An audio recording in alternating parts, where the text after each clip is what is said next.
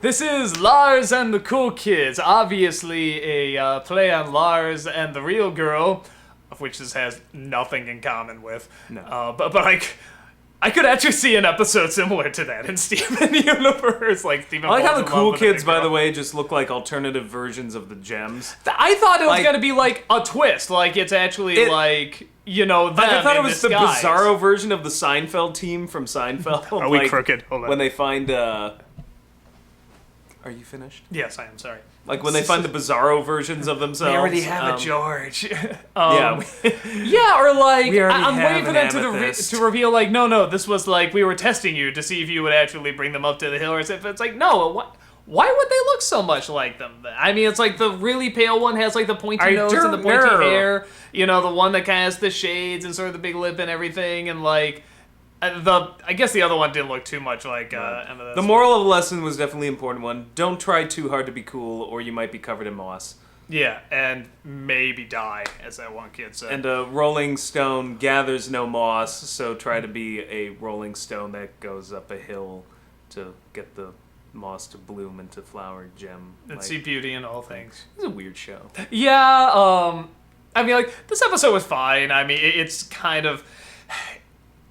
It kind of felt like an after-school special, this one, like, just don't give in to peer pressure and stuff, and... I did laugh, and we got about 3 minutes in, I'm like, I feel like it's after school again. And we're Yeah, watching like we just cartoons. got... Yeah, every 'cause time we're we put watching this on, it, we've it's been watching bright it. By the day time we out. get around to these, it's closer to the afternoon. So yeah, I just feel it's like about 2:30, 3 o'clock right now, and I was like, I feel like I'm a kid again watching cartoons. Yeah, like after we just school. got home from school or whatever. Yeah, and then you have this lesson about, like, don't give in to peer pressure and everything, which is still a good lesson, you know, and they do it fine. It just... I'm trying to think of anything, like, especially stands out to me about it. I mean, I like the idea of getting the moss to the hill. Dogcopter. I want to see Dogcopter 3. That sounds amazing. It's just a dog flying a helicopter. I Like, kept staring at it in the background. I'm like, is the dog a helicopter? Does the dog fly a helicopter? Is he like Is it like Inspector Gadget? a copter that looks like a dog? I just kept going in my head over and over again how Dogcopter half would work. dog, I'm half like, I need to helicopter? see this movie. Yeah. Actually, damn, now I really want to see this movie. Somebody make Dogcopter. And make it so good that we need 2 more. But yeah, it's I like how the flowers bloom on the top and they go through the town and everything. I think part of the problem too is we just got back from seeing a really bad movie at the cinema and we're still decompressing. So yeah, we can't say what it is yet, but maybe it'll.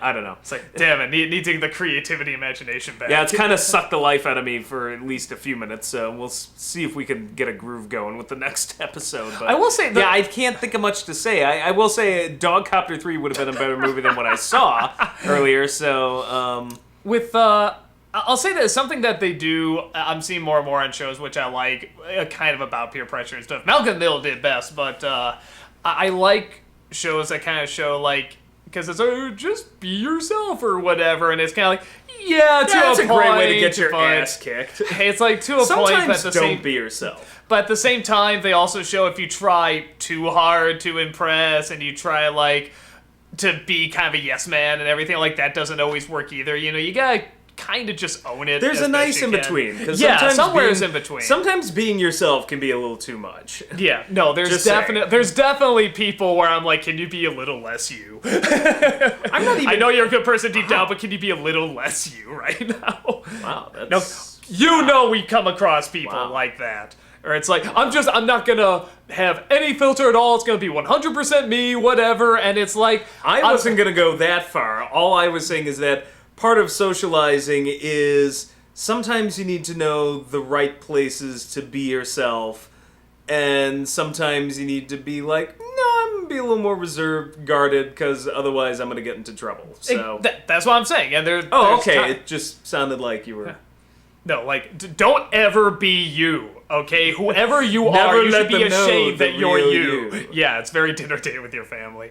No, but there are times where it's like, you sort of need, like, there's kind of manners and environments and politeness that, you know, you should sort of figure out, like, get a groove for and stuff. And there's some people that just cannot figure it out. Some people are just jerks. Some people are dicks, and I'm like, those people, don't be yourself. Yeah. Pretend to be the nice guy for a few minutes, please. Or there's people that, like...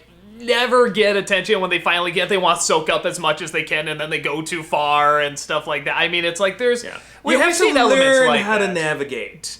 Yeah, so being yourself is fine. Just know how to use it with great power. And there's no greater power than being yourself, comes great responsibility. There's a lot of truth to that, honestly. It's like that is kind of the ultimate power is yourself. That's the ultimate power, but there is a responsibility to it as well. And there's an in-between somewhere. There's other people you can totally be yourself too, and they'll trust, and those people are wonderful. There's other people where you kind of know, like, okay, I can't fully, and I shouldn't fully be myself around this person. Like, for instance, some people are consummate gossipers. Yeah, they shouldn't always be themselves because there's some people who shouldn't know certain things. Yeah, and there's people that's like, but there's still good qualities about them, and you want to be their friend and stuff. But it's like, okay, I know not to tell this to you, or it's just one of those things. Or there's certain things you can give and reveal to people, and there's other things that you shouldn't. And yeah, I think especially now with the social media. I mean, so it's be yourself, but make sure it's your best self. But you know what I'm talking about? That especially with the social media, like people want to share everything, and people can use that to their advantage, and they can use it to hurt you and stuff. And there's some people who go on like these racist crazy rants like, well, I'm just being myself, it's free speech. It's like, yeah, but they're just saying they don't like you when you're being yourself. Yeah, that's really what it is. So if there's anything to take from this and this episode, never be yourself. It's a terrible idea. Just lie all the way through. But no, that's exactly. I am not condoning that. You are an awful therapist. No, but that's what this episode is showing as well. That if you try to lie, you try to blend in and not, be yourself and just go the exact opposite. Too hard. Yeah, then that which is what I enjoy, because no matter what he said, it was always the wrong answer. Always the opposite. Like, dude, stop trying. So, I mean, I like it fine, and I guess it's. I do like that they do it a little better here, because like I said, I think in the after-school specials that we watch, it's always like, just always be yourself, and it's like, yeah, that's a good message, but if, I don't know, there's a way to, like you said, sort of do half and half, and you need to know when to show all of yourself and when to keep a little bit more reserved. I think they got it. Okay, so, but, yeah. There it is. That's about all we can get out of this one, and I'm just waiting for the big reveal that those are the Gems kids. Wow, now that would be interesting. Why would they look like them? I don't get why they would design them that way. Because it's not like one just kind of looks like one of the Gems. Because it's another microcosm. And the kid who was trying to get in with them, he's obviously Steven, so it's just the Bizarro Universe version. Maybe. Everybody has their doppelgangers, so. Maybe, and some are just the opposite gender as well. So, yeah, I wonder if they ever explain that. Wonder if they ever explain why they looked like that, but maybe not. Maybe it's just like, designs, just throw something together really fast. Which we'll probably get all these replies. Oh, dude, you have no idea. You have no idea. They are actually the Gems' fathers. Wait, what? The most innocuous things we have talked about, sometimes, like, I will get a response like that. No clue, dude. Yeah. You think you've seen shit? Like, and it's always the things I least suspect. It would be like watch. It'd be like, oh, dog copter man. No idea what they're going to do with that. No, in Adventure Time. You are going to shit your pants. In Adventure Time, there is literally a tiny snail in the background of every episode, like sometimes just for like a second or something like that. And later on, it becomes like a huge character. So it's like, sometimes they just do that shit. So it could be, I don't know. I'm just saying, you like dog copter now, but you're going to piss yourself in fear 20 episodes from now. That's all I got. I think Dogcopter speaks for itself.